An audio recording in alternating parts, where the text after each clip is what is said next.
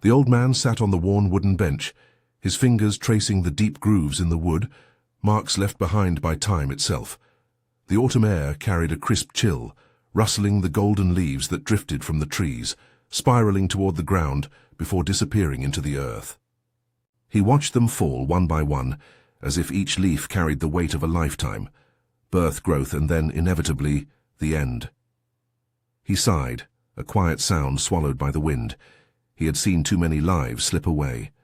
His father, who once stood, tall and unshakable, reduced to a whisper in the wind.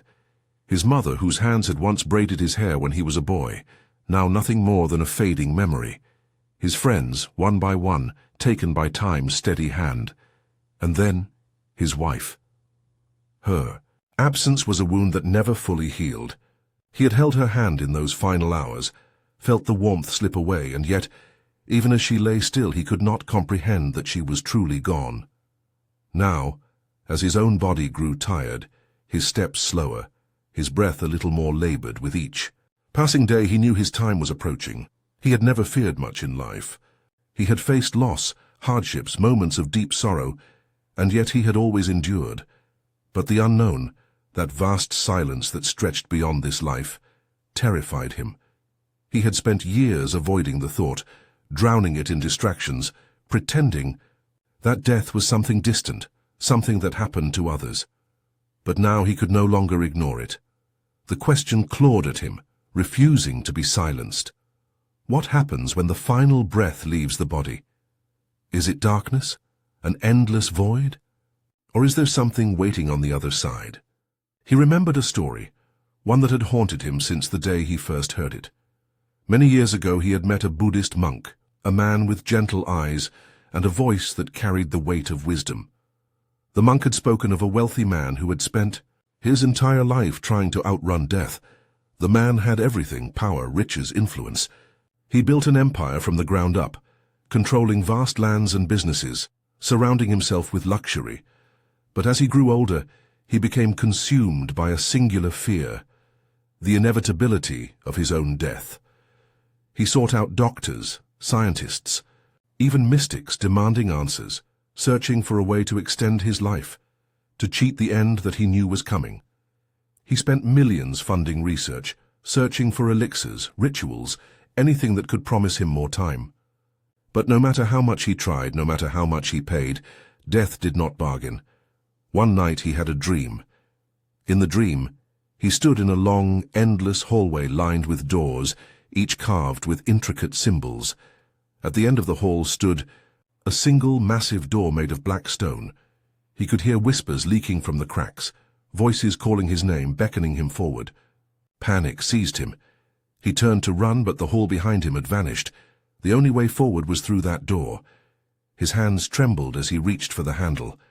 Just as his fingers touched the cold stone, the door flung open, revealing a darkness so deep, so endless that he felt himself being pulled in.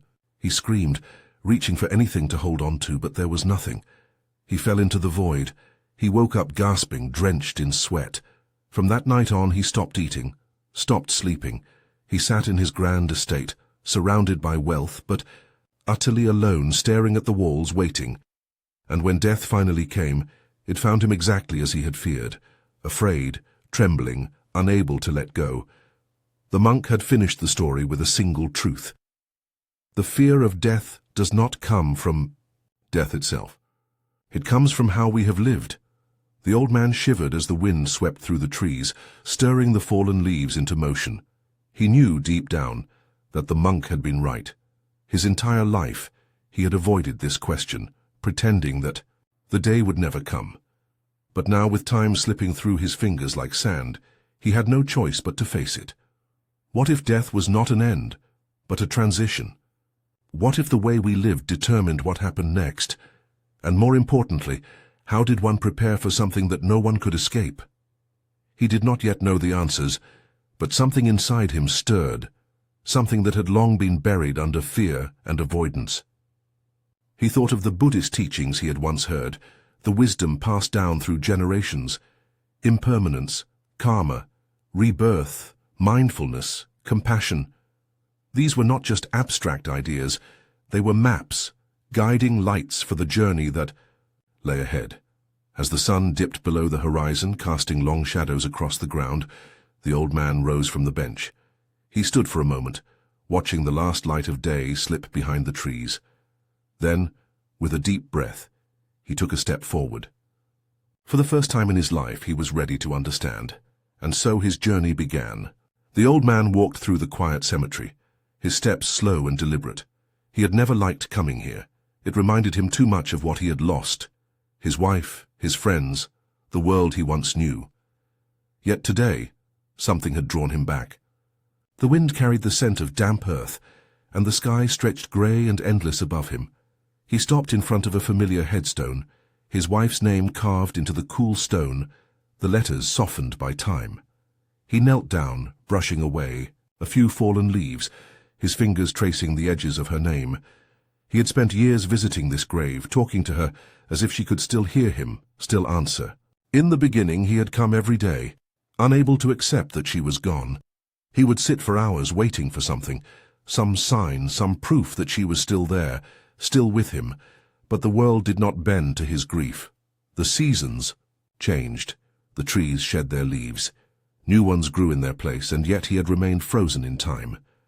A memory surfaced, unbidden. The night she had passed, he had held her frail hand, whispering that he would never let her go, and she, with a weak but knowing smile, had whispered back, "You must." He had shaken his head, refusing to listen.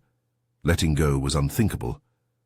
Letting go meant losing her forever, but now, kneeling before her grave, he wondered if he had misunderstood. A soft rustling behind him caught his attention. He turned and saw a young boy, no older than 10, kneeling by another grave, just a few, rows away. The boy's small hands carefully arranged a bouquet of wildflowers beside the stone. His lips moved as if speaking, his brow furrowed in deep concentration. The old man recognized that look, the longing, the need for connection. He had seen it in his own reflection for years. He hesitated before walking over. "Who are you visiting?" he asked gently. The boy looked up, his eyes bright yet filled with sorrow. "My mom," he said simply.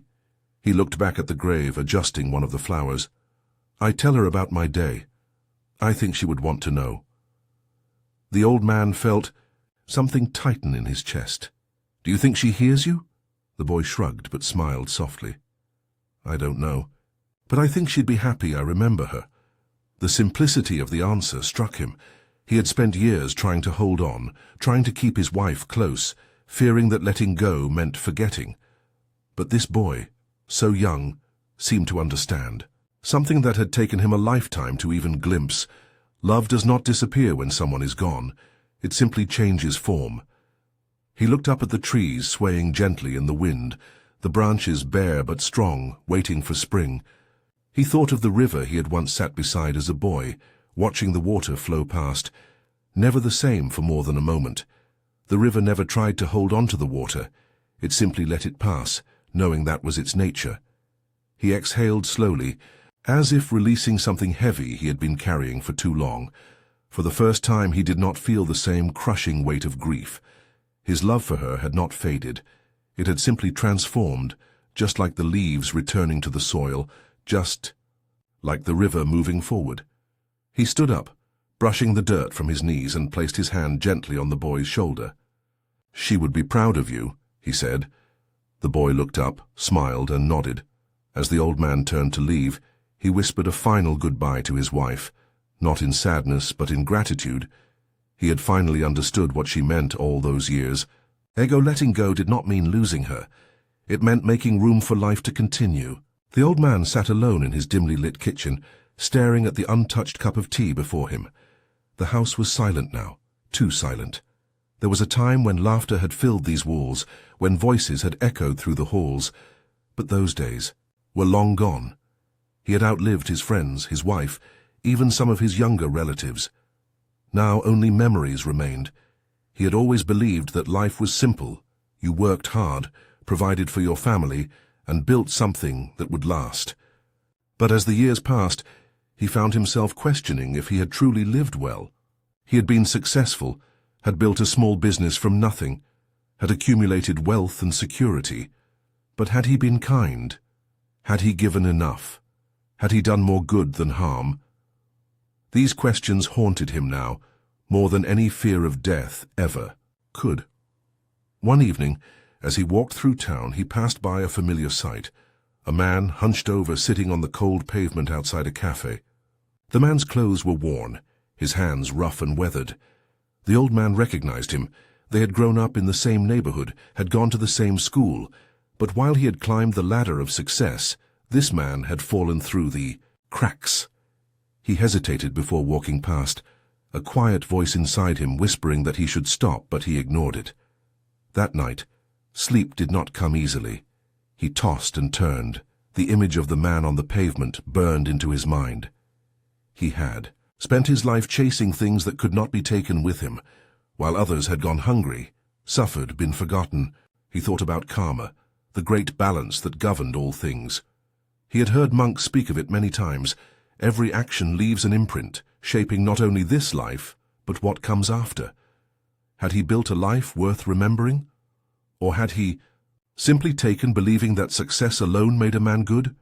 The next morning he made a decision.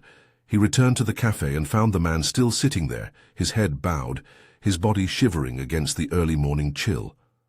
Without a word, the old man walked inside, bought 2 cups of coffee and sat down beside him. The man looked up, startled. "Do you remember me?" the old man asked. The man squinted, then nodded slowly. "Yeah, we used to play ball near the old church," the old man smiled. "We did." He handed him the cup of coffee. "I should have stopped yesterday. I'm sorry I didn't." The man took the cup, warming his hands around it. "Most people don't stop," he said simply. They sat there in silence, sipping their coffee, watching as the city stirred to life around them. And in that moment, the old man felt something shift. It was small, almost imperceptible, but it was there. A lightness, a quiet sense of peace that he had not felt in years. He had spent a lifetime believing that wealth, status, and hard work defined a man's worth. But in the end, it was the smallest actions, the moments of kindness that truly mattered. As he stood to leave, he reached into his coat pocket and pulled out an old watch, one that had belonged to his father. He pressed it into the man's hand. "For you," he said. "It still keeps time perfectly." The man looked down at it, then back up at him, his eyes filled with something the old man could not quite name. "Why?" he asked. The old man smiled, his own eyes glistening. "Because I should have done something like this a long time ago." As he walked away, he felt the morning sun warming his back, the air crisp with the scent of autumn. He knew he could not change the past, but he could choose how he lived from this moment on, and perhaps that was enough. The old man sat by the window, watching the first snowfall of the season. The white flakes drifted silently, covering the earth in a soft, untouched blanket. He had always loved the snow. As a child, he would run outside at the first sign of winter, laughing as he caught snowflakes on his tongue. But now, in the quiet solitude of his home, it reminded him of something else, the fleeting nature of life, how each snowflake fell, melted and disappeared, only to return again in a different form. Lately, he had been thinking a lot about what came after death. It was not fear that occupied his thoughts, but curiosity. He had seen too many people go, had stood at too many graves, wondering if their stories had truly ended, or if, somehow, they continued elsewhere. He had never been a deeply religious man, but he had always believed in something beyond this life. And now, as his own time grew shorter, that belief felt less like a question and more like a quiet knowing. One afternoon, he visited an old Buddhist temple on the outskirts of town. He had passed by it many times, but had never gone inside. Today, something pulled him toward it. The temple was simple, its wooden floors creaking under his weight as he stepped inside. The air smelled of incense and aged paper, and the dim light cast long shadows across the room. An elderly monk sat cross-legged near the altar, his eyes closed in meditation. The old man hesitated before approaching. "I have a question," he finally said. The monk opened his eyes, studying him for a moment before nodding. "Then ask." The old man took a deep breath. What happens after we die? The monk smiled, as if he had been expecting the question. He picked up a small, brass bowl filled with water and held it up. Imagine this bowl is your life, he said. The water inside is your essence, your soul, your consciousness. He tilted the bowl slightly, and a few drops spilled onto the wooden floor.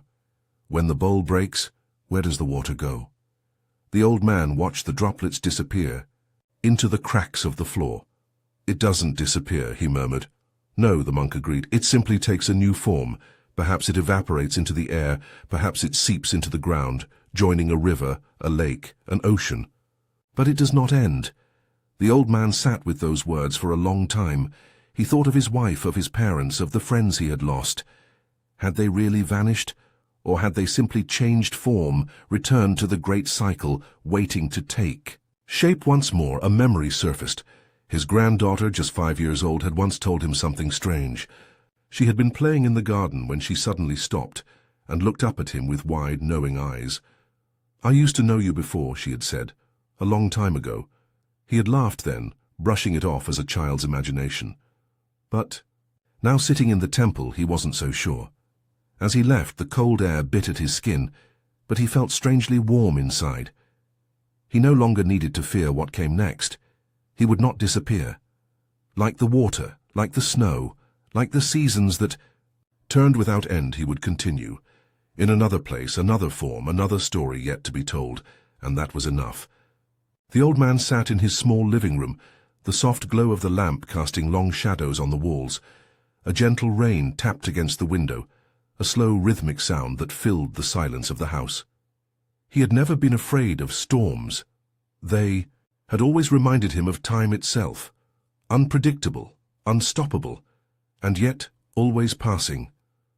Tonight, however, the storm was inside him, a quiet restlessness, a feeling that something was unfinished.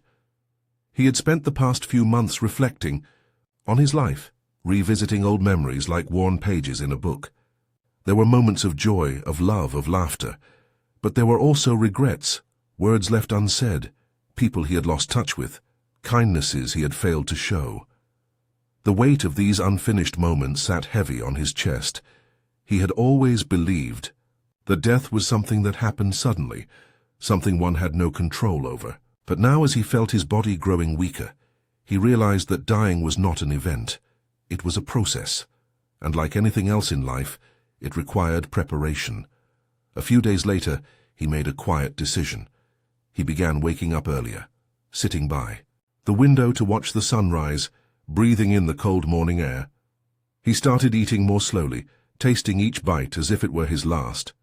He spent afternoons sitting under the old oak tree in his yard, listening to the wind move through its branches. He found himself speaking less and listening more, not only to others, but to the silence between words. One morning he visited an old friend he had not seen in years.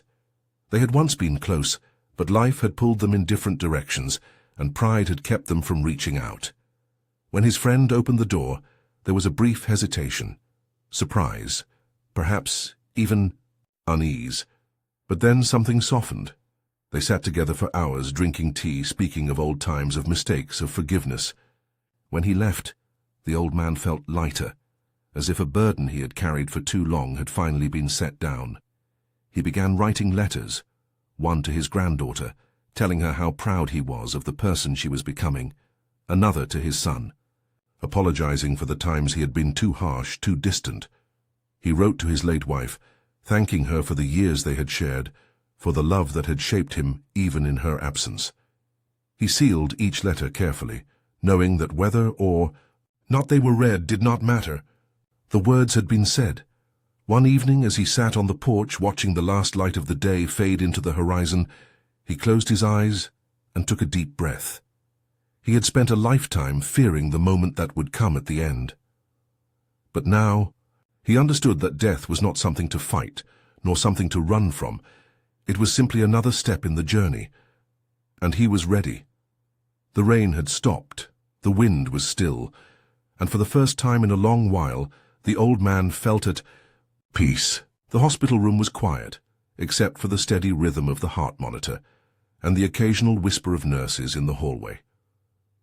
The old man sat by the bedside, his fingers gently wrapped around his friend's frail hand.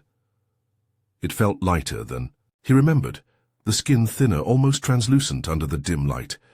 He watched as his friend's chest rose and fell, each breath more labored than the last. It was a sight he had seen before, the slow fading of a life, the nearing of an inevitable goodbye. But this time it was different. This time he was not just a witness. He was here, truly here, present in a way he had not been before. He had spent his younger years avoiding hospitals, finding excuses not to visit dying relatives, convincing himself that they would not know the difference. But now, as he sat in this sterile room, he realized that presence mattered more than words, more than gestures, more than any offering of flowers or cards. Just being here, just holding a hand was enough. His friend Robert had been a strong man once. They had worked together for decades, built lives alongside one another. He remembered long afternoons spent fixing things in the garage, the scent of sawdust in the air, the sound of laughter echoing against the walls. He remembered summer evenings with their wives, sitting on the porch watching the fireflies dance in the warm night air. Those days had felt endless then, but nothing was endless. He knew that now. Robert stirred slightly, his eyelids fluttering, before opening just enough to see him. A weak smile played at the corners of his lips. "You're still here," he whispered, his voice barely audible. The old man nodded, squeezing his hand gently. "I'm here." Robert took a slow breath, his gaze unfocused. "I thought I'd be more afraid," he admitted. "But it's not so bad." The old man swallowed the lump in his throat. "No, it's not," he said, though he wasn't sure if he was comforting Robert or himself. A nurse entered the room, adjusting the IV, her movements careful, practiced. She smiled softly at them before leaving without a word. The old man thought of all the people who had passed through this hospital, the countless hands held in these beds, the whispered goodbyes, the quiet prayers. There was something sacred in this, in the act of bearing witness to a life as it came to an end. He thought of his own wife's final moments, of how he had sat beside her, paralyzed by his own grief, unable to say the words she had needed to hear. He had been so afraid of losing her that he had forgotten to give her the only thing she had asked for: reassurance, peace, the knowledge that she was not alone. He would not make that mistake again. He leaned closer, his voice steady, warm. "How you have lived a good life, Robert," he said. "You are loved. You are not alone." Robert's breathing slowed, his fingers relaxing slightly in his grip. A tear slipped down his weathered cheek, but there was no fear in his eyes. Only gratitude. The old man sat there long after his friend's breathing had stilled, long after the room had gone quiet. He did not rush to leave. He simply stayed, letting the moment be what it was. A goodbye, a transition, an ending that was also somehow a continuation. When he finally stood to leave, he felt something shift inside him. He had once thought that death was the hardest part of life, but now he understood. It was not death that was difficult. It was learning how to let go with love. And in the end, love was all that remained. The old man sat on the same wooden bench where it had all begun. The autumn wind whispered through the trees, carrying the scent of fallen leaves and the distant smoke of fireplaces burning in nearby homes. He closed his eyes, feeling the cool air on his skin, listening to the soft rustling of the world around him. He had spent a lifetime searching for answers, fearing what lay beyond. But now, as he sat here, he realized he was no longer afraid. He thought of the lessons he had learned, not from books or sermons, but from life itself. Impermanence had once seemed cruel to him, the way time stole people away, the way everything he loved eventually faded. But he had come to understand that impermanence was not a thief. It was a teacher. It reminded him to cherish the present, to hold each moment gently, knowing it would pass just as the seasons always changed. He had spent so long resisting loss, clinging to the past, but he now understood that letting go did not mean forgetting. It meant allowing life to flow, like the river that never stops moving yet never ceases to exist. He thought of karma, of the way his actions had shaped his life, the way every kindness or cruelty had left its imprint, like footprints in wet sand. He had once believed that success was measured in wealth, in achievements, in the legacy one left behind, but in the quiet of his later years, he had realized that true wealth was not in what he owned, but in how he had treated others. A single moment of kindness, a gentle word, a shared cup of coffee. These were the things that endured, the things that would outlive him. Rebirth had once felt like a distant, mystical idea, something spoken of in temples, but disconnected from his reality. But now, as he watched the golden leaves falling from the branches, he saw it clearly. The tree did not mourn the loss of its leaves, because it knew that new ones would come in the spring. The river did not grieve the water that passed, because it was never truly lost. He had seen glimpses of this cycle in his own life, in the way his granddaughter's laughter reminded him of his wife's, in the way the kindness he had once received from a stranger had shaped the kindness he later gave. Life was not a single thread that ended at death. It was a vast interwoven tapestry, continuing in ways he might never fully see. And finally he thought of love, the love that had shaped him, the love he had learned to give more freely, the love that had softened the edges of his fears. He had once believed that dying was a lonely thing, but he knew better now. No one truly left this world alone because love, the purest part of all that we are, remained. It remained in the memories we left behind, in the hands we had held, in the words we had spoken. It was the only thing that death could not touch. He opened his eyes and smiled. He did not know how many days he had left, but he knew this. He would spend them well. He would wake up each morning with gratitude. He would let go of past regrets. He would be kind, not because he was told to be, but because it felt right. And when the time came, whenever it came, he would greet death not with fear, but with the same quiet acceptance as the leaves drifting gently to the ground. If there is one thing to take from this journey, it is this: live fully, love deeply, and let go gracefully. Death is not something to fear, but a reminder to embrace life while we have it. Every moment is fleeting, every breath is a gift. The greatest lesson of all is to cherish it. Thank you for walking this path with me.